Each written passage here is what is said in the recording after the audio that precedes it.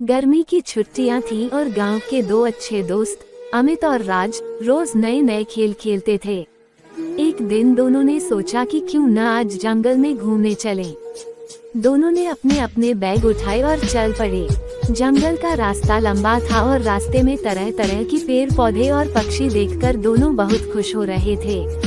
अमित ने कहा, राज, ये जंगल तो बहुत ही सुंदर है। यहाँ आकर सच में मन खुश हो गया। राज हंसते हुए बोला, हाँ, पर हमें सावधान रहना चाहिए। मैंने सुना है कि इस जंगल में जंगली जानवर भी रहते हैं। अमित ने सिर हिलाते हुए कहा, तू सही कह रहा है, हमें सतर्क रहना होगा। थोड़ी देर बाद चलते चलते अचानक उन्हें एक बड़ा भालू सामने दिखा। भालू को देखकर दोनों घबरा गए। राज ने बिना कुछ सोचे समझे पेड़ पर चढ़ने की कोशिश की।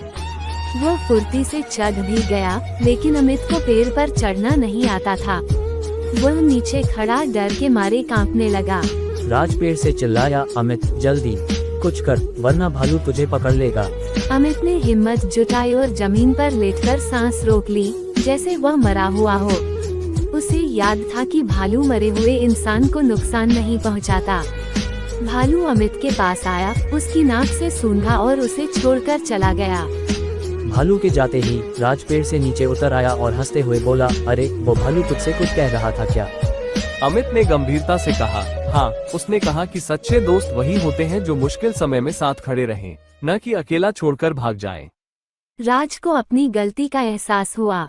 वह शर्मिंदा होकर बोला, मुझे माफ कर दे अमित, मैंने डर के मारे तेरी मदद नहीं की। अमित ने राज के कंधे पर हाथ रखते हुए कहा, गलतियां इंसान से ही होती हैं, पर सीखना भी जरूरी है। असली दोस्ती साथ निभाने में होती है, न कि अकेला छोड़ने में। उस दिन के बाद राज ने ठान लिया कि वो कभी भी अपने दोस्त को मुश्किल समय में अकेला नहीं छोड़ेगा। दोनों की दोस्ती और भी मजबूत हो गई। सच्ची दोस्ती का मतलब मुश्किल वक्त में साथ देना और एक दूसरे का सहारा बनना होता है।